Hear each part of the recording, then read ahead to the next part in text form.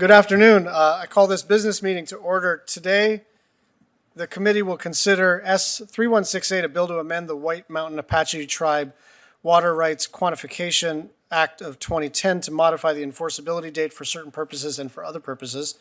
S.3308, the Colorado River Indian Tribes Water Resiliency Act of 2021, and S.4104, Wallapai Tribe Water Rights Settlement Act of 2022. In addition to these bills, the committee's November 11th notice for this business meeting included a measure to amend the Not Invisible Act of 2019 to extend and provide additional support for the activities of the Department of Interior and the Department of Justice Joint Commission on Reducing Violent Crime Against Indians and for other purposes. This measure was formally introduced as S.5087 by Vice Chair Murkowski and Senator Cortez Masto on November 15th and referred to committee. An updated agenda was published the same day. According to the committee rules, with the chair's approval and the vice chair's concurrence, a new item may be added to a business meeting after the agenda,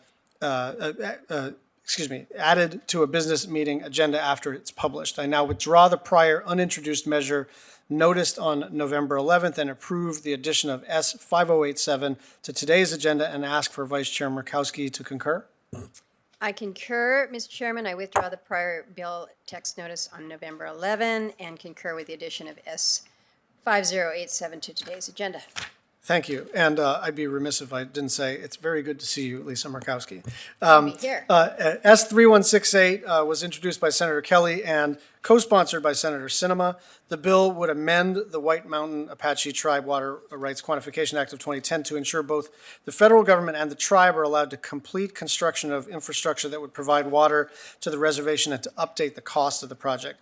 At Senator Kelly's request, I filed an amendment in the nature of a substitute to extend the enforceability date by 4 years from 2023 to 2027 and increase the authorization amount to $541 million.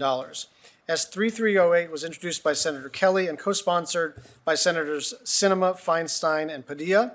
The bill would authorize the Colorado River Indian Tribes to enter into agreements to lease, exchange, or store a portion of their water for off-reservation use subject to secretarial approval and other restrictions. At Senator Kelly's request, I filed an amendment in the nature of a substitute to permit the tribes to enter into conserved water agreements, clarify what constitutes consumptive use, prevent the tribes' off-reservation leasing, storage, and conserved water activities from extending to Navajo, Apache, or Cochise counties, and clarify the Secretary's role in approving agreements and ensuring compliance with environmental laws.